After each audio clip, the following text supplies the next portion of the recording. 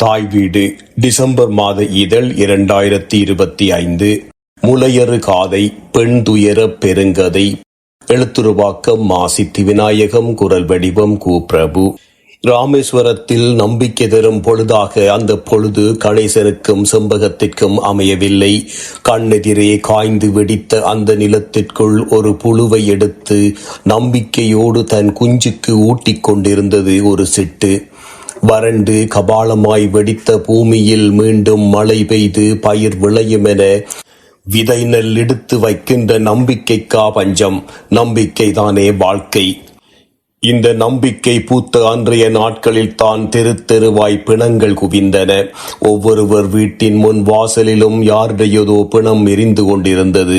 வாந்தியும் இருமலும் கொடும் தொற்று நோயாக ஊரெல்லாம் பரவியது. பட்டினியோடு பரிதவித்து கிடந்த மக்களை இந்த நோய் மேலும் மேலும் படாத பாடுபடுத்தியது. இந்த நோய்க்கு எங்கும் மருந்தில்லை. உள்ளூர் பரியாரிகள் யாவரும் மனிதருக்கு கிட்ட வரவே அஞ்சினர். கோவில்களில் மனிதர்கள் தவங்கிடந்து செத்தனர்.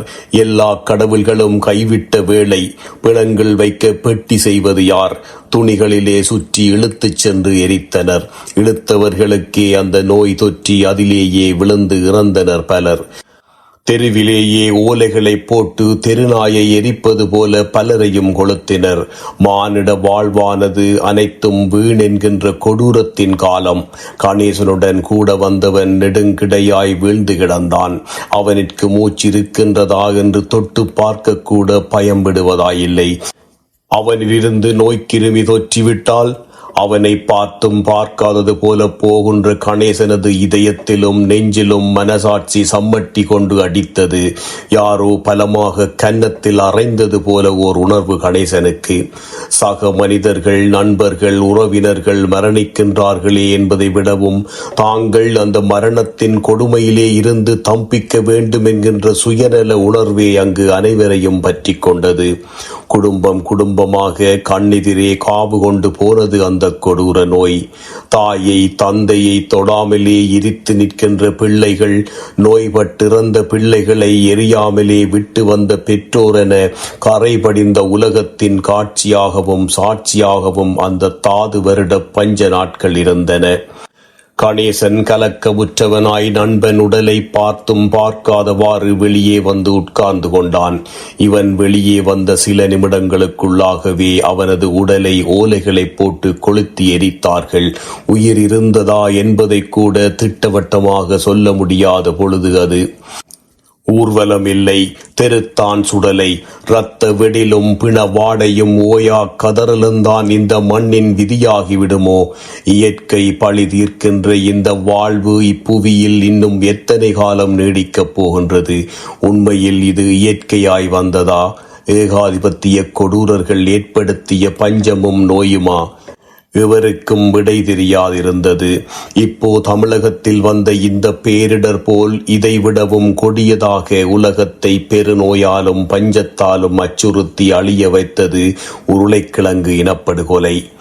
இந்த உலகிலே பெரும் பஞ்சமாக அயர்லாந்து தேசத்தை 1845 ஆண்டை அண்டிய நாட்களில் மரணக்குழியில் தள்ளிய கொடூரம் அது.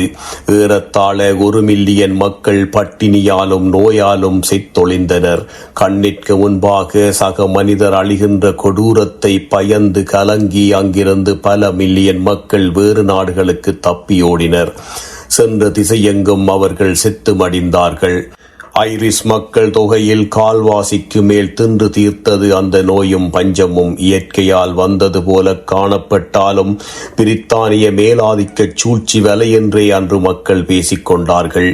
இந்தியா மற்றும் தமிழகத்தில் ஏற்பட்டுள்ள இந்த நோயும் பஞ்சமும் அதே போன்று வெள்ளையர்கள் ஏற்படுத்திய பஞ்சமாகத்தான் இருக்கும். நோய் கொடுத்து அழித்து அதிலிருந்து மீட்டெடுப்பதாய் வரலாறு எழுதும் நாடகமாடத் தெரிந்தவர்கள் வெள்ளையர்கள். ஐரிஷ் பஞ்சம் என்றும் பெரும் பசி என்றும் வர்ணிக்கப்பட்ட அந்த வரலாற்றை எந்த அயர்லாந்து மனிதனும் என்று பேச விரும்ப மாட்டான். அழிக்கப்பட்ட வரலாறு அது. தம் வரலாறே உலக வரலாறு எழுதி கொண்டிருந்த பிரித்தானிய சாம்ராஜ்யத்திற்கு எதிராக எவனும் வாய் திறக்க முடியாதே. வர்ணாசிரமத்தால் சாதியாய் பிரித்தெறிந்து சாகும் வரை சாதி பிறழ்வோடு மாரடிக்கும் இந்த மனிதர்கள் பஞ்சத்தாலும் நோயாலும் மேலும் சிறகொடிந்து அங்கு மாண்டு கொண்டிருந்தார்கள். மீசை மயிரும் முந்தலையும் வலித்து பின்கொண்டை போட்டு பூநூல் தரித்த பார்ப்பன வேலுப்பிள்ளைதான் அவ்வூரில் கம்பீரமாக கைவீசி நடப்பவர். அவர்தான் ராமேஸ்வரத்து மூத்த பிராமணர். காலம் காலமாக அவர் சொன்னால் ஊரார்க்கு அதுதான் வேதவாக்கு. தன் முதுகை சால்வையால் சுற்றியபடியே மெதுவாக நடந்து வந்தார்.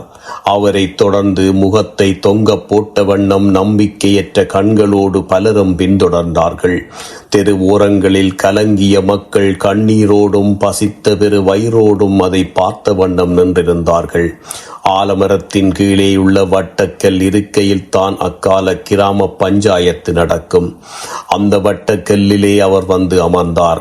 அருகிலே நின்ற மக்களை பார்த்து, ஏன் மக்களே, இன்று நாம் நம் தெருவிலே செத்தொழிந்து அழிகின்ற காரணம் என்ன?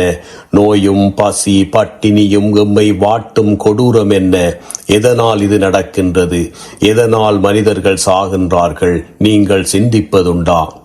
எல்லாம் தெய்வ குற்றம்தான். தெய்வத்திற்கு படையல் வைத்தால் தரித்திரம் தானே விலகியோடும். பூநூலை உருட்டி அதை சரி பண்ணினார். உருத்திராட்ச மாலையின் நடுவே பூட்டியிருந்த முத்துக்கள் சூரிய ஒளியிலே பளபளத்தது. ஊருக்குள் இத்துணை பட்டினியிலும் நோயிலும் அவருக்கோ சற்றும் தளராத பளபளத்த தேகம். தொலைவில் இருந்து மக்கள் கூட்டம் ஆவலோடு அவரை நெருங்கி வந்தது. தெய்வத்திற்கு படையல் வைத்தால் பட்டினி எவ்வாறு தொலையும், நோய் எவ்வாறு குறையும் என்று கேட்பார் அங்கு எவரும் இல்லை. கேள்வி கேட்பது தெய்வ குற்றமாகிவிடும் என்று அவர்கள் நம்பினார்கள். பார்ப்பான் வாக்கு வேத வாக்கு, காலங்காலமாக அவர்கள் அப்படித்தான் நம்ப வைக்கப்பட்டிருந்தார்கள்.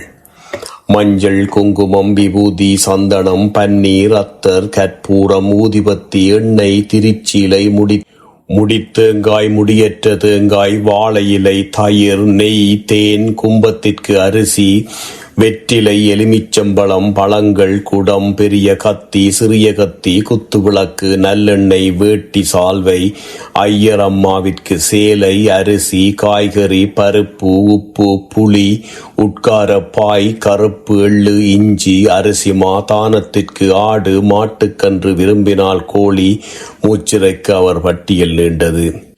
பட்டியல் பொருட்கள் அவருக்கானது. அவற்றை வேண்டும் பொறுப்பு அப்பாவி மக்களிற்கானது. மணி ஆட்டுவது அவர் வேலை. அதற்காக மகிழ்ந்து கூலி கொடுப்பது மக்களின் கடமை. இந்தியாவில் இருக்கின்ற வெள்ளைய பிரித்தானிய பிரதிநிதி போல இந்த பார்ப்பனன் இங்கு கடவுளுக்கு பிரதிநிதி. நோயிலும் பட்டினியிலும் கிடந்த அந்த மக்கள் விழிவிதுங்க முழித்தார்கள். ஊரே பட்டினியால் தவிக்கிறது. பார்ப்பான் எழுதிய பொருட்களை எங்கிருந்து எடுப்பது? அப்படி எடுக்காவிட்டால் அது தெய்வ குற்றம். ஐயர் குடுமியை சரி செய்தவாறே ஆளுக்காள் உதவினால் அத்தனையும் அம்மன் கொடுப்பா. கை காதில் உள்ளவற்றை கொண்டு அம்மன் கோவிலுக்கு நாளை வாருங்கள். ஹோமம் வளர்ப்போம், யாகமும் வேள்வியும் செய்வோம். தரித்திரம் தானே விலகும். வரம் தருவாள் அம்மன் என்றார் பிராமணன். ஊர் மக்கள் நம்பினார்கள். நம்பிக்கைதான் வாழ்க்கை என்கின்ற தத்துவம். எதை நம்புவது எதை விடுவது என்று இந்த மக்களுக்கு இன்னமும் கற்பித்துக் கொடுக்கவில்லை. இந்த கண்ணகி அம்மன் தன் முளை திருகி எறிந்து இந்த கொடிய மனிதர்களின் கொடூரங்களுக்கு எதிராக சபித்தாளோ, அந்த அம்மனுக்கே பூசை செய்கின்றோம் என்ற பெயரிலே அந்த கொடியவர்கள் இந்த ஊரை அப்பாவி மக்களை ஏமாற்றி வருத்தி தங்கள் வயிற்றினை வளர்க்க சுயநல படையல் செய்வதை தடுப்பது யார்? அநீதி கண்டு மார்பு திருகி எறிந்த அம்மன்களெல்லாம் இன்று எங்கே? ஆண்டுகளும் மாதங்களும் நாட்களும் மக்களுக்கானதென்பர். ஆனால் அந்த ஆண்டுகளையும் மாதங்களையும் ஏன் நிமிடங்களை கூட தமதாக்கி வைத்துக்கொண்டு அதன் விநியோகஸ்தர்களாக இருப்பவர்கள் பார்ப்பனர்கள். வளரும் தேயும் என்று சூரியனையும் சந்திரனையும் வைத்து அவர்கள் விட்ட புரளி இன்றைக்கும் அவர்களுக்கு பணவருவாய் தருகின்ற தொழில். ஆண்டின் மொத்த நாட்களுக்கும் அவனே சொந்தக்காரன். அவனிடமிருந்துதான் நல்ல நாட்களையும் நாம் பெற வேண்டும்.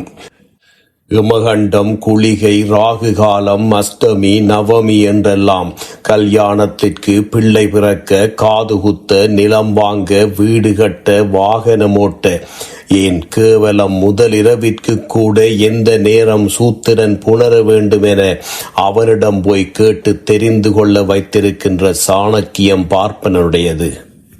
சூத்திரன் பிறக்கும் நேரத்திற்கும் இறக்கும் நேரத்திற்கும் உத்தரவாதம் கொடுப்பவன் பார்ப்பனன்தான்.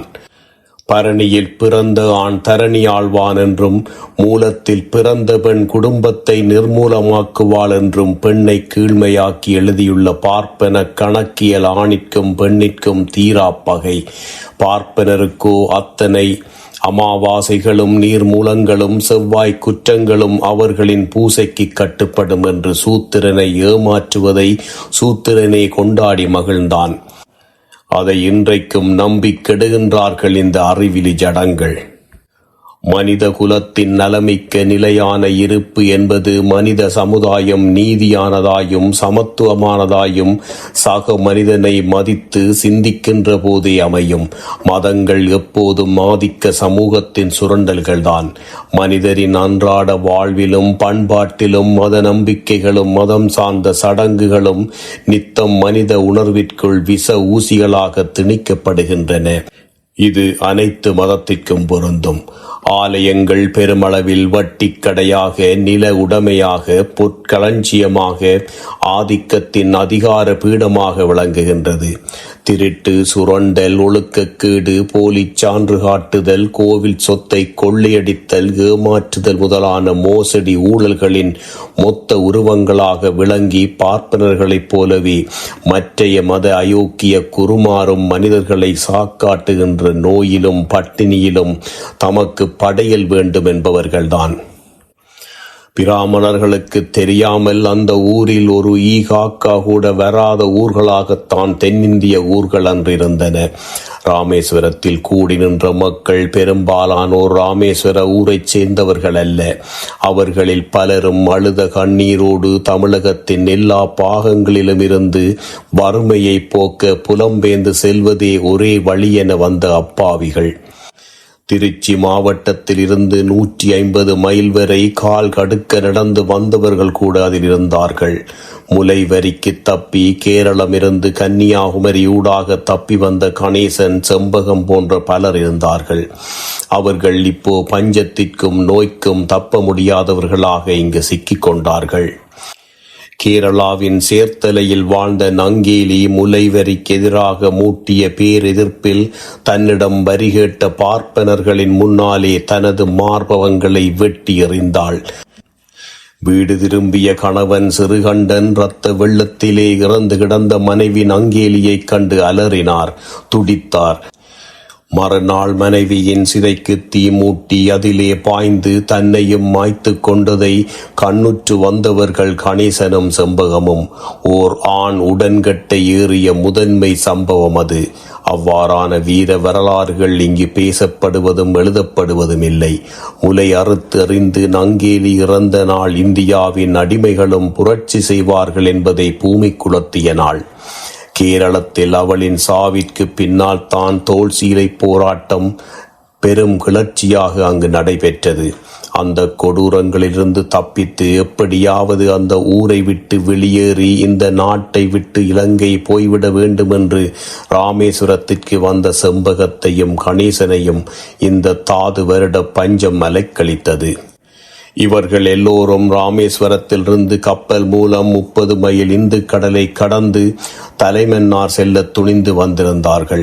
இவர்களை ஆசை காட்டி கண்டி சீமையிலே தேனும் பாலும் ஓடுவதாகவும் இவர்களுக்கு என்று பெரு வாழ்வு அங்கிருப்பதாகவும் கங்காணி இவர்களுக்கு ஆசை வார்த்தை சொல்லி மயக்கியிருந்தான். பஞ்சத்துள் இருந்த மக்கள் அவனை நம்பினார்கள். தலைமன்னார் சென்றபின் அங்கிருந்து 140 மைல் தூரம் அடர்ந்த கானகத்திற்குள் கொசுக்கடியிலும் பாம்பு கடியிலும் அட்டை கடியிலும் புகையிரத பாதை அமைப்பதிலும் இந்த தொழிலாளிகள் உயிர் நீத்து விடுவார்கள் என்று அந்த கங்காணி சொன்னவனல்ல.